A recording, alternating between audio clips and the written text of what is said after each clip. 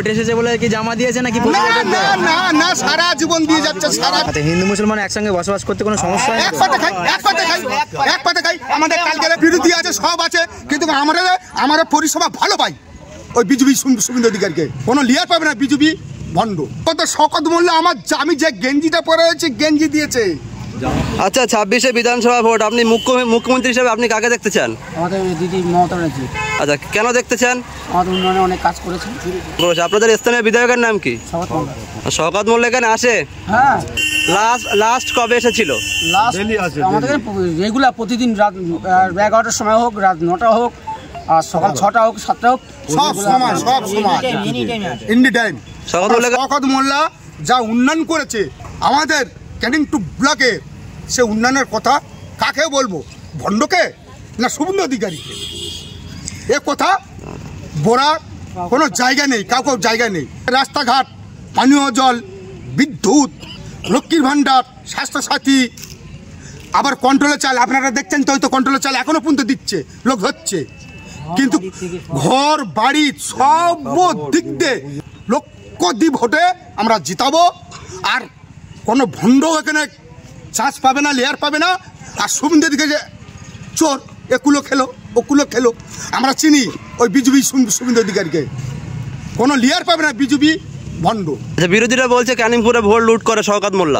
জীবনে চিটিংবাজ কথা, একদম ভণ্ড কথা। একটা কথা বলি, ভণ্ডরা না ভণ্ডমুখ কথা বলবে, মিথ্যা কথা বলবে, কিন্তু শওকত মোল্লা মিথ্যা কথা বলেনি আজ পর্যন্ত।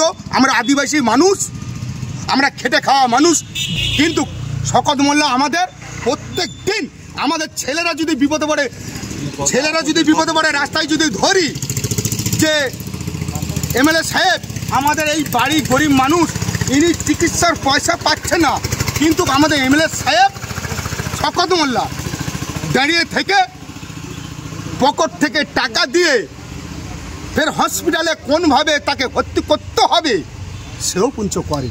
বিধায়ক সাহেবের এত প্রশংসা করছেন, লোকাল নেতৃত্বের ভয়ে সবকিছু বলছেন না তো? একদম না। এখানে কোনো বিরোধী, আমরা পরিষেবা ভালো পাই। আমরা সাধারণ মানুষের যে পরিষেবা, সেইটাই বলছি।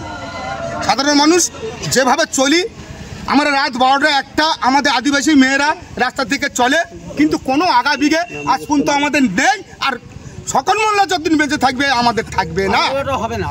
আচ্ছা, হিন্দু মুসলমান একসঙ্গে বসবাস করতে কোনো সমস্যা হয়? এক পাতে খাই। আমাদের কালকের আপনারা দেখুন, একটু ক্লাবের কালকের খেলা হয়েছে, আপনারা ছবি তুলুন। আমাদের কালকে ক্লাবে খেলা হয়েছে, আমরা হিন্দু মুসলমান সবাই আমরা এক জায়গায় বসে আনন্দ উৎসব করেছি, খাওয়া দাওয়া করেছি। আমরা হিন্দু মুসলমান এক জায়গায় বসি, এক জায়গায় উঠি, একই সঙ্গে থাকি। দুর্গাপূজা বাংলার শ্রেষ্ঠ উৎসব, মমতা ব্যানার্জি 1,10,000 টাকা করে দিয়েছে, এ বিষয়ে কি বলবেন? মমতা ব্যানার্জি 1,10,000 টাকা তো আমাদের দিদি দিয়েছে। দ্বিতীয় কথা, শওকত মোল্লা আমি যে গেঞ্জিটা পরে আছি, গেঞ্জি দিয়েছে, জামা দিয়েছে, মেয়েদের প্যান্ট দিয়েছে, কাপড় দিয়েছে। বলছি, ভোট এসেছে বলে কি জামা দিয়েছে নাকি?